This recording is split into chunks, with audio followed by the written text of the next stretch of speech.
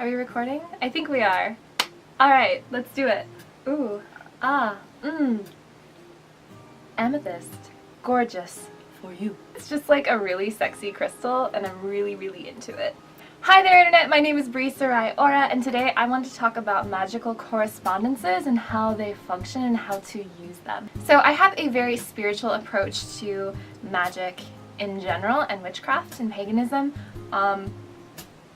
I don't know, I guess for some people it can be like you can be an atheist witch, you know, and so I just want to make it clear that I not only have a like religious investment in witchcraft, but I have a very spiritual, like higher consciousness investment in witchcraft. So my interpretation of how correspondences work, like for this amethyst crystal for example, which I'll use as an example today, is very much influenced by that. If you're interested in where I get a lot of my ideas and my understandings, I recommend reading the Vedas, the Upanishads. I base most of what I think and believe off of ancient Egyptian and ancient Indian text and holy text, so that's kind of my jam. Anyway, moving on. So magical correspondences, if you have ever done any kind of spell or if you are working with any deity, you probably are familiar with the idea of a correspondence. So for example, if you're really into Aphrodite, you might know that her things would be like roses and ocean water and seashells. Those are part of like worshipping her. Behind me I have my really messy, not nice right now altar for a set, and I have Sekhmet hanging out here as well. And so the things that I have on this altar reflect them and things. Yo. A correspondence is a lot more than just, oh, I have an altar for a set, let me just fill it with like feathers and wine. Like it's not, or if you're doing a love spell, like, oh, if I just suddenly use roses, everything's gonna be alright. Like it's not necessarily like that. There are two levels of which correspondences function. The first level is a meditative focus point. So in this sense, for example, I have an amethyst here. So if I wanted to use my amethyst crystal in like a first level kind of correspondence, I know that amethyst is helpful for dreams, for example. So I might kind of spend some time with it before I go to bed. I might look at it, like look at it, stare at it, meditate on my crystal. Because it kind of imprints your goal into your own consciousness and into your mind and thus into your world and your reality. In spellwork, this would manifest as like if let's say you're putting together some kind of alchemical potion. Let's say you want to make a little concoction for good health, right? Or to bring money to you. Each ingredient, as you add it into your spell, will be giving you that time to meditate and focus on what it represents. So it is a symbolic language. So in that sense, level 1 would be like a symbolic sort of speak. So this symbolizes to me soothing, peaceful dreams and clairvoyance. So by being with my big amethyst crystal, I am actively trying to install those ideas into my mind. I hope that makes sense. So level 2, which is I think the more spiritual aspect of correspondences and magic in general, is understanding the concept of consciousness and soul in all things. I should put my phone on silent. You've probably heard before that you are not a body, you have a body. The same concept goes for this amethyst crystal. This amethyst crystal is not an amethyst crystal, it has an amethyst crystal, right? So the consciousness, the soul of me, occupies my body as a vehicle for expression, right? So my soul is probably this really tiny little spark of light in some way, and it comes into this, it hits you in the face. It comes into this body in order to express itself, in order to be active, in order to do different things, in order to have an experience. And when it's done with this body, it'll go into another one, or it might go to another planet, it might become water vapor. I don't know what my soul's gonna do next. I haven't asked her. I'm not worried about it. I'm focused on the now. But the same concept goes for this amethyst crystal or the oak tree in your yard.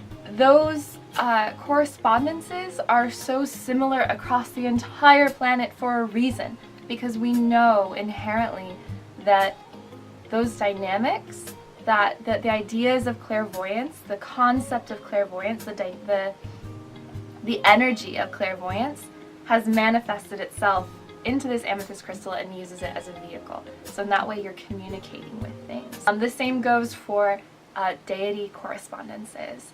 So going back to the example with Aphrodite and the roses, like when I give a rose to a statue of Aphrodite, I am not just saying, oh, here's something pretty for you.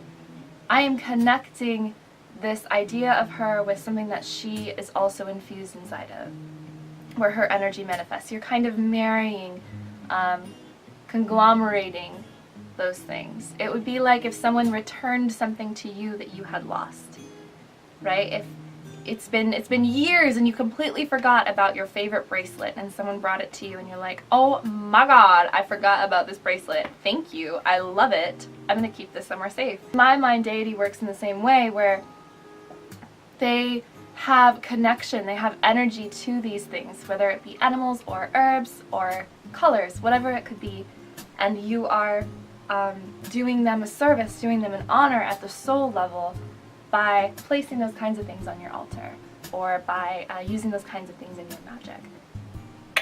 Back to this amethyst crystal. What I'm saying is that I absolutely do believe that inside of this amethyst crystal is a consciousness and is something active and alive, in the same sense that the wind is alive and fire is alive and I am alive and my cat over there sleeping is alive. Everything is infused with energy, vibration, consciousness, and I think as a witch, I just call it magic because that's a very beautiful human understanding of it. But at the same time, there is a higher soul level understanding of what this amethyst really is. For your witchcraft and for whatever you're doing in your spell work or whatever deities you're working with, I think it's really fun to explore those two types of correspondence levels of understanding.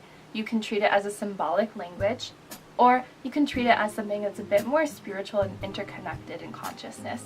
So in your spell work and in your witchcraft, I think that either of the two forms will work. One is not necessarily stronger than the other because they both happen regardless. Like even if you kind of go with a symbolic understanding, that energy connection is still happening. And if you go with the energy connection style, you're still speaking a symbolic language.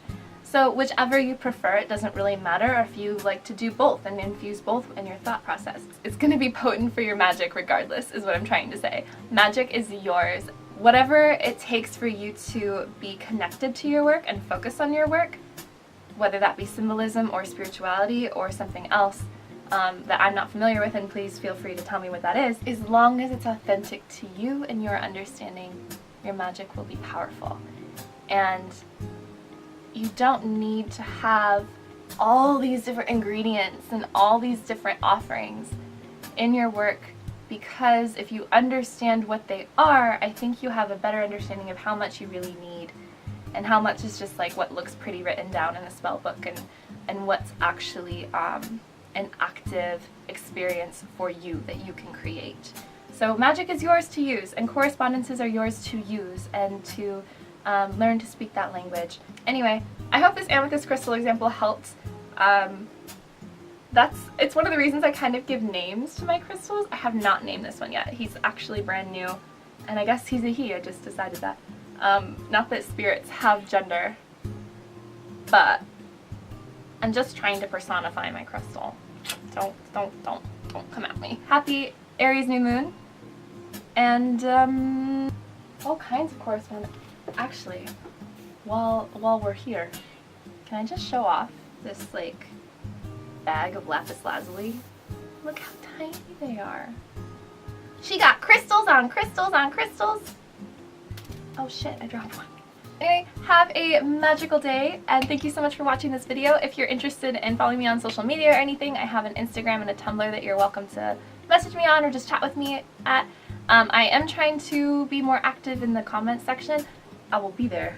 I will be there, or I will be square. Yeah, whatever. You know what I mean. Let's turn off the camera. How do we do that? Let's turn it off.